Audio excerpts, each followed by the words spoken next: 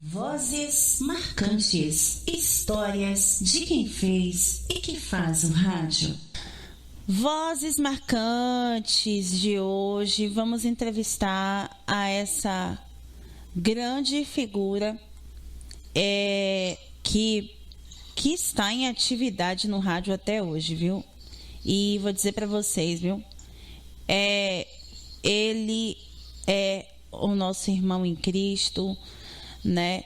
Já acompanhei quando eu era muito pequena na Rádio Manchete FM, um bom período aí na Rádio Manchete, quando tínhamos a Rádio Manchete aqui em Salvador.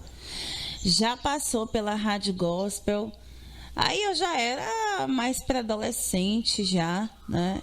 Mais para, né, de criança para a fase da adolescência. E agora atualmente está na Rádio Vox de Muritiba. Inclusive temos temos o estúdio aqui em Salvador, né? Tem a Vox em Muritiba e tem a Rádio Vox aqui em Salvador. Já ele vai me confirmar.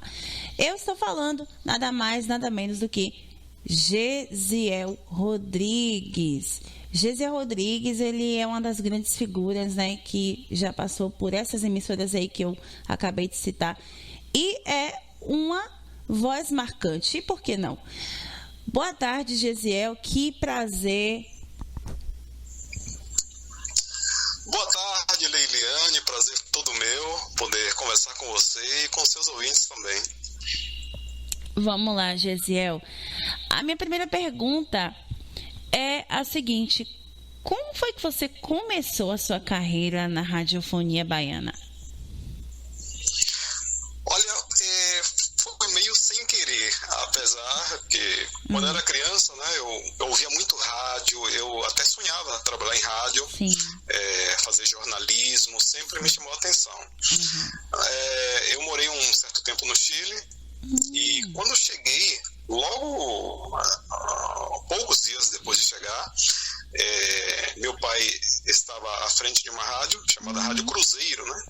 Que ainda existe, Cruzeiro AM. E aí eu comecei a trabalhar ali, surgiu uma vaga na época de discotecário. Isso não existe mais, né? Era a pessoa que separava os discos que iam tocar as músicas, né? Era uma sala cheia de disco, de LP na época. Se você não sabe o que é, procure saber, né? Do passado, do século XX. Mas eu comecei como discotecário, programador musical. Aí depois comecei a fazer locução. E depois não parei mais. Comecei na Rádio Cruzeiro em 1990. Ai, que legal. Você falou que você estava morando no Chile. Você se adaptou com a nossa língua portuguesa ou demorou um bom tempo? Você já era daqui? Como foi que você... Na verdade, eu viajei para lá com 9 anos. Meu pai é pastor, missionário, né? E a gente foi, a família toda, e ficamos lá durante 12 anos. Mas a gente nunca perdeu o contato com o português, porque a gente falava em casa português. Então, não houve nenhum tipo de mudança, dificuldade, né? Em falar português. Algumas coisinhas assim, a gente teve que se adaptar quando eu cheguei, mas a gente nunca deixou de falar português. Mas tu hablas espanhol, né? Já. Sim, um pouquinho. Eu estudei lá quase toda a educação básica, o ensino médio também eu fiz lá, então hablo um pouquinho. Que legal.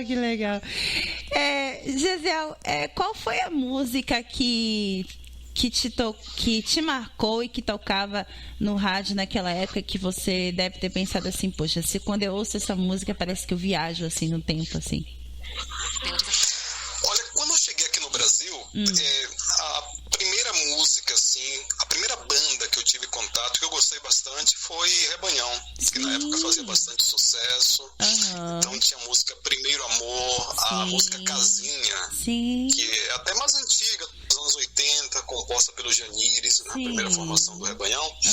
Então, foi uma banda que me chamou muita atenção. Eu não conhecia realmente, eu morava no Chile, eu não conhecia muito da música brasileira, principalmente música gospel. Mas chegando aqui, eu gostei muito do Rebanhão.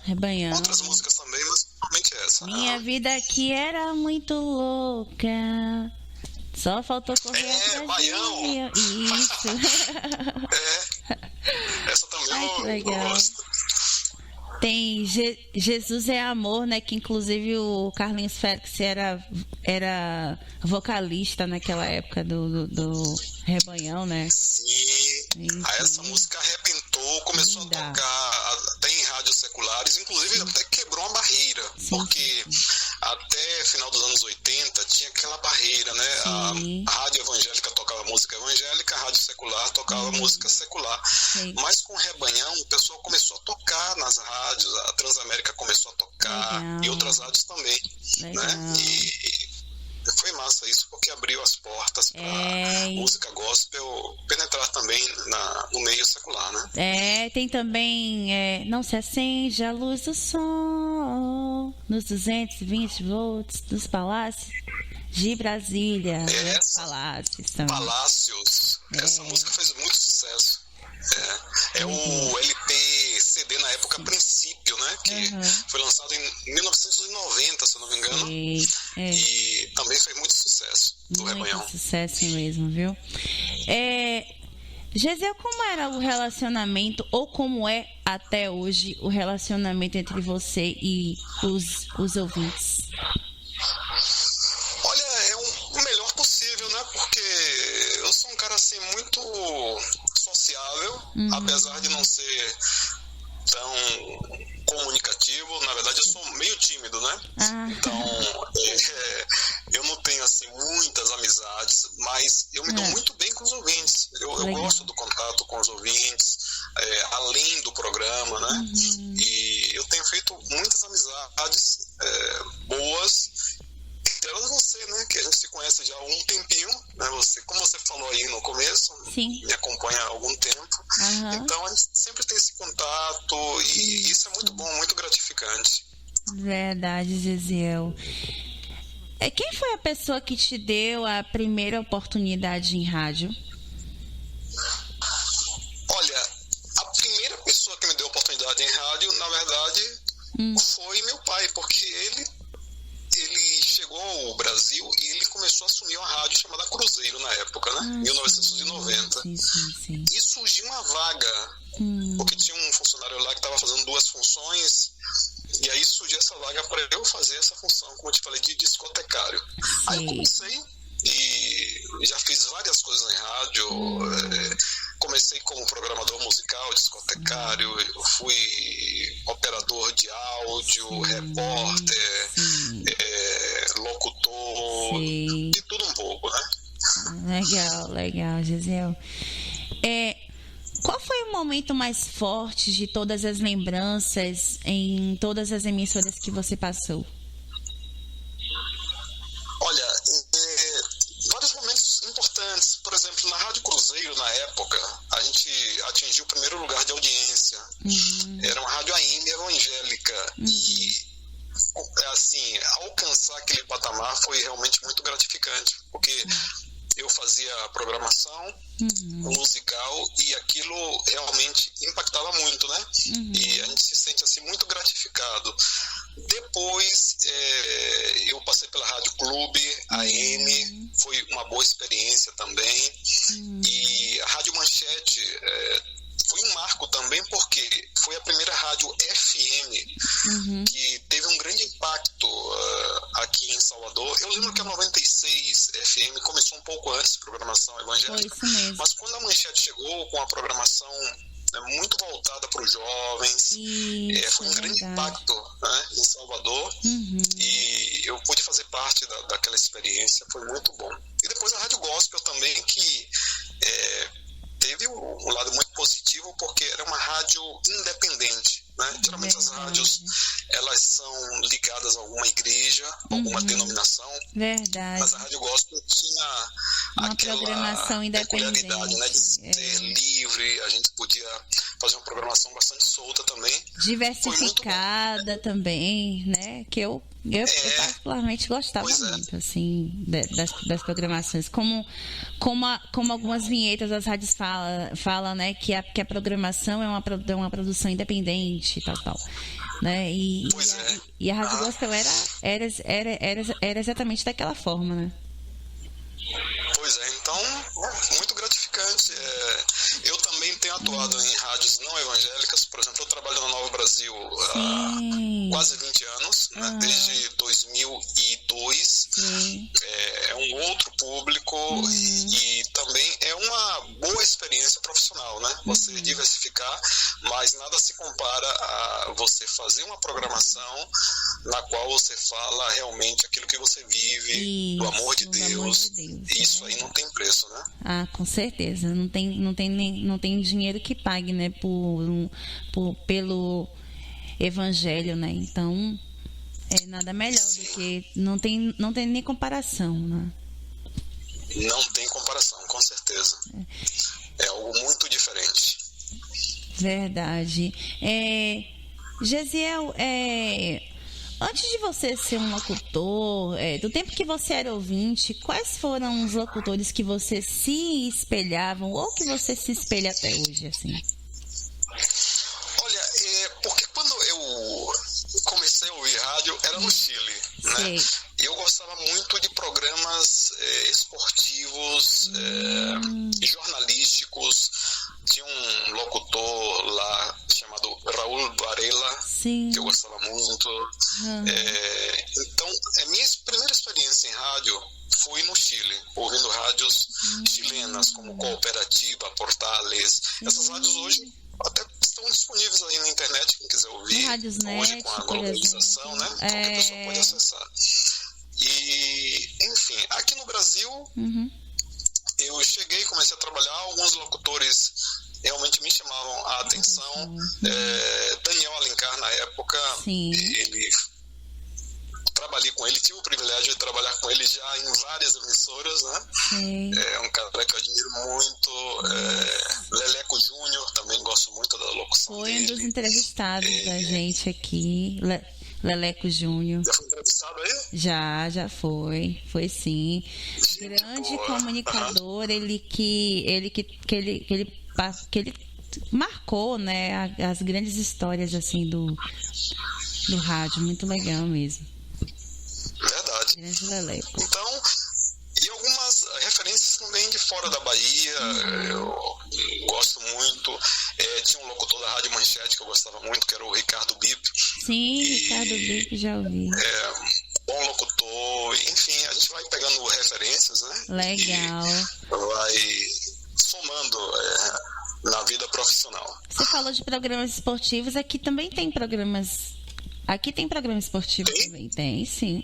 Pronto, gosto muito de fazer programa esportivo, gosto muito de futebol, de esporte, coisa boa também. Uma curiosidade, você falou que no Chile você acompanhava programas esportivos, acompanhava as transmissões esportivas, assim, de campeonatos, assim, do Chile, aquela coisa toda, assim? Acompanhava e acompanho, né? Principalmente hoje, claro, a gente tem internet, outra forma de consumir esse produto, mas eu comecei em rádio, assim, ouvindo rádio, adolescência, juventude, eu ouvia muito rádio, transmissões esportivas. Naquela época era mais difícil fazer, até no aspecto técnico, mas eu gosto muito, né? Narração, comentários, essa Uma parte curiosidade é que o pessoal em castelhano, eles narram bem mais rápido do que o pessoal daqui, né? Sempre fica essa impressão. Quando alguém vem de lá pra cá, eles comentam, né? O brasileiro fala muito rápido. É mais uma questão de impressão mesmo, né? Como a gente não entende muito, aí fica a impressão de que fala rápido. Né? Fala muito rápido. Tem gente que fala que não entende nada, né? As transmissões esportivas aqui do Brasil, mas acho que lá no Chile os narradores são mais rápidos do que aqui. Claro que tem alguns narradores assim de de São Paulo, que são bem mais velozes do que o daqui pois de Salvador. A narração esportiva por si só já é rápida. Imagine outro idioma, né? Imagine outro idioma. Complicado. Ai. Gesiel, o que te fez você se apaixonar pelo rádio? Olha, o rádio é uma companhia. Então, foi uma companhia para mim quando eu estava fora do país. E continua sendo uma companhia. Agora, com outras opções, a gente tem internet, anda com o celular o tempo todo, sim, tem redes sociais, mas o rádio nunca deixou de ter essa característica. Sim. A pessoa pode ter a organização, uma igreja, por exemplo, pode ter redes sociais, mas nada vai substituir o rádio, porque a rede social, ela não vai acompanhar a pessoa. A rede social, ela coloca um conteúdo ali e pronto. A pessoa tem acesso ao conteúdo, mas o rádio não. O rádio é companhia constante. O locutor de rádio, ele se comunica com o ouvinte, ele fala, ele faz parte do dia a dia, ele entra na casa, fala com a dona de casa, fala com a pessoa que está dirigindo. Então, a rádio tem essa característica, né? Com certeza. O rádio, claro, hoje em dia tem o YouTube, tem, além da rádio, o pessoal... agora tem, hoje em dia transmite pelo YouTube, mas nada pode substituir o rádio, né? O rádio, ela não pode... Não. Então é isso, né? É isso aí. O rádio é companhia. É uma companhia. E as pessoas gostam de boas companhias. Com certeza. O rádio, tanto para... Agora, com a internet, ela chega tanto no Brasil quanto fora do Brasil também, né? Que tem gente... Com certeza. É isso. Então, é bem isso aí.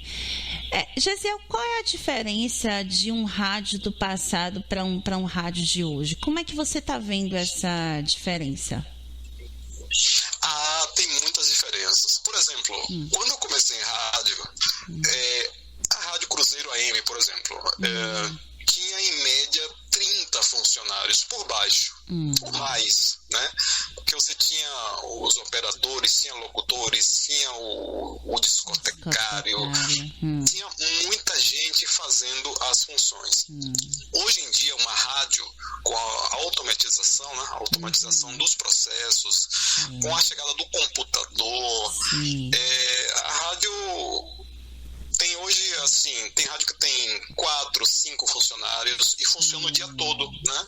Porque tudo ficou mais simplificado, né? Antigamente você chegava numa rádio e tinha uma sala repleta de disco, de LP. Hoje você coloca todo o conteúdo de uma rádio num computador ou num tablet ou celular. Então, simplificou muito. A quantidade de funcionários já não é a mesma. A forma de comunicação também tem que ser mais objetiva.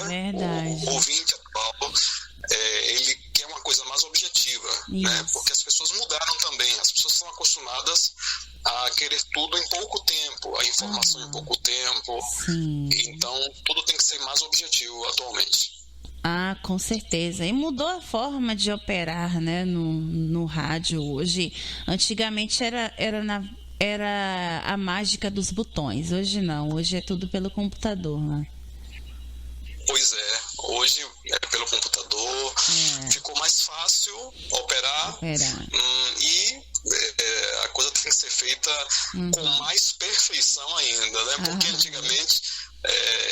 era difícil. Um operador, por exemplo, ele tinha, para tocar música, ele tinha que colocar o disco ou o LP no picape, né, na picape, tinha que colocar no ponto certinho e deixar o outro, né, outra picape preparada para a próxima música. Então, as chances de erro eram muito grandes. Os comerciais eram cartuchos, ou seja, cada comercial era um cartucho diferente.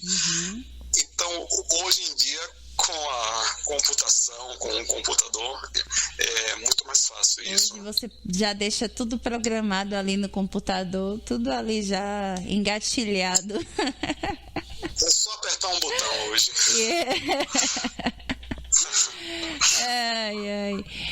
Gesiel, todos nós que trabalhamos em rádio, a gente utiliza um instrumento muito valioso que é a nossa voz, né? Inclusive, você tem até um quadro lá na Rádio Vox, né?